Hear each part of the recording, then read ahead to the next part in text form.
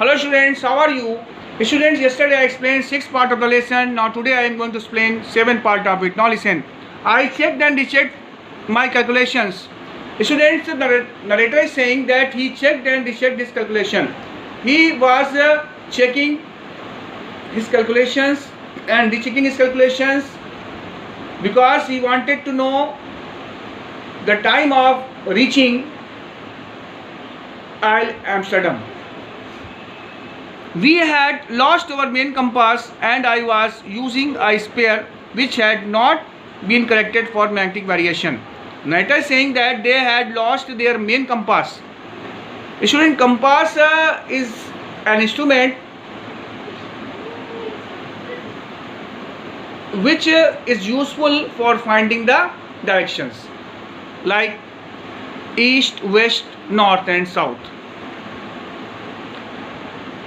The narrator had lost his main compass and he was using a spare, a extra compass which had not been corrected for magnetic variation, which was defective, which could not tell the writer about the directions. I made an alliance for this and another estimate of the influence of the westerly currents which flow through this part of Indian Ocean. Then he tried to know about other means and then he tried to estimate, he tried to know the time of reaching to Isle Amsterdam, and he tried to estimate with the help of influence of westerly winds which were flowing through that part of Indian Ocean.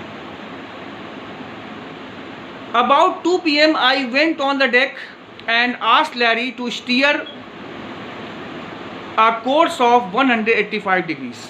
About 2 p.m. he went on the roof of the ship and asked Larry to steer the ship at 185 degrees. If we were lucky, I told him with a conviction I did not feel he could expect to see the island about 5 p.m. And the narrator told Larry Vigil that if he would move the ship a course of 185 degrees, then they would reach the island at about 5 p.m. Then with a heavy heart I went below, climbed on the bunk and amazingly dozed off. After telling this, after instructing Larry Vigil to steer the ship a course of 105 degrees, the narrator climbed on his bunk and slept. When I woke, it was 6 p.m.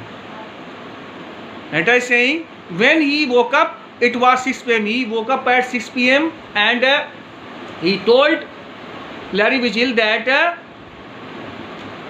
ship would reach Isle Amsterdam at 5 p.m. and when he woke up at 6 p.m. then he thought that he missed the island. And growing dark, it was going dark at 6 p.m. when the writer woke up.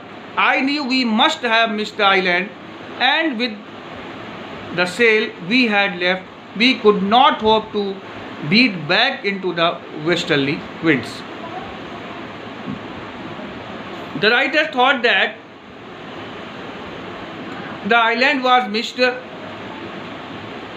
and the ship moved ahead with the sail we had left, and the sail which the narrator had, it was not in good condition, and the narrator is saying that with the help of that damaged sail he could not move back towards that island.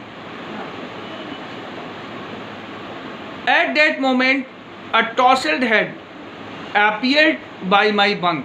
Can I have a hug? Jonathan asked. Sue was right behind him. While the narrator was thinking about this after getting up, a tousled head, a swollen head appeared by his bunk. Tousled head means a Sue appeared by the narrator's bunk, whose head was swollen, and Jonathan was also appeared. Sue was just behind Jonathan. First Sue appeared, and then after that Jonathan appeared. Jonathan reached near the narrator and asked the narrator if he could embrace him in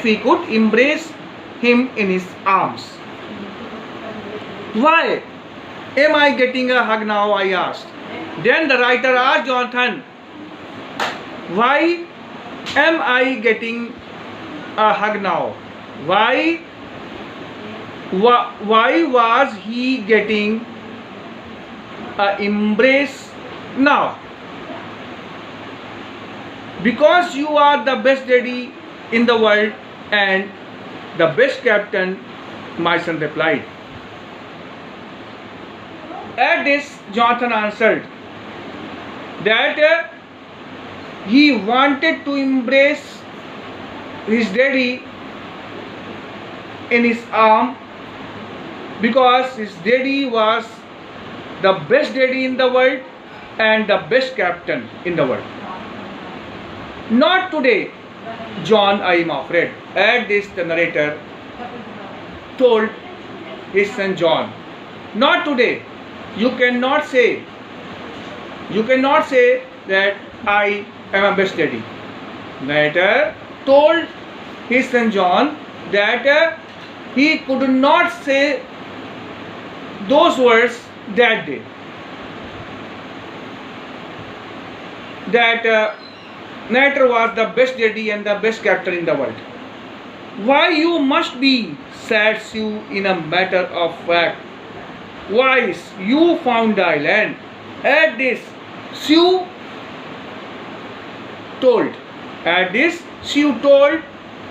said that you must be, daddy, you must be the best daddy and the best captain in the world.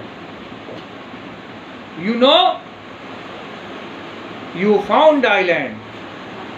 The ship reached the island. What? I shouted. Then the narrator shouted with surprise. When Sue told the narrator that the ship reached the island, then the writer shouted with surprise.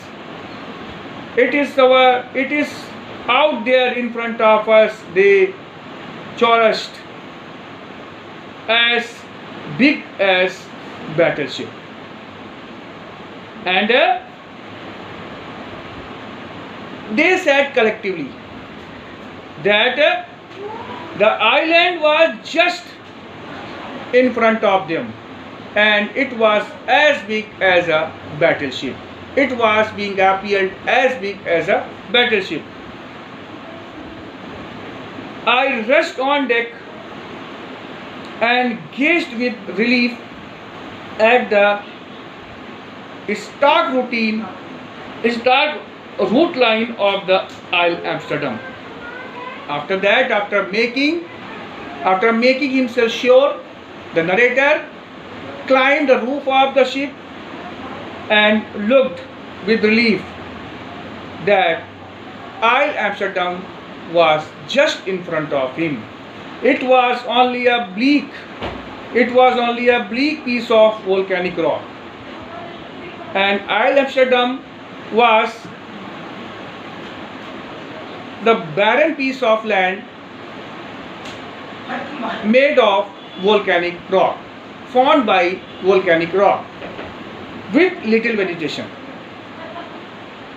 The narrator saw that Isle Amsterdam was the barren piece of volcanic rock with little vegetation, the most beautiful island in the world, and Isle Amsterdam was the most beautiful island in the world. Means because for them Isle Amsterdam was the most beautiful island in the world because they reached there, and because of reaching there, their life could be saved. We anchored offshore for the night, and the next morning all 28 inhabitants of the island cheered as they helped us ashore. We anchored offshore, and during night they stayed offshore. They stayed just at the bank of that isle, at the edge of that island, in the water. And the next morning, all 28 inhabitants of the island greeted them and helped them to land the island. With land under my feet again, my thoughts were full of Larry and Herbie, cheerful, optimistic under the direst stress, and Mary, who stayed at the wheel for those crucial hours. And the narrator is saying that when the narrator felt the land under his feet, he became very happy. Herb Sisler, Larry Vigil, and his wife Mary also became very happy. Most of all, I thought of a 7-year-old girl who did not want us to worry about a head injury, which subsequently took 6 minor operations to remove the recurring blood clot between skin and the skull, and of a 6-year-old boy who was not afraid to die. Most of all, the narrator thought about 7-year-old girl Sue, who did not want the narrator worry about her head injury. And the narrator is saying that her head injury was severe. The clotting of blood was formed between the skull and the skin, and it was removed with the help of operation. And writer was also thinking about the 6-year-old boy Jonathan, who was not afraid of dying. Now students, I think you will have understood the meaning of this part of the lesson. Now I request you to read and write the explanation. Tomorrow I will make you write question and answers. Thank you and have a nice day.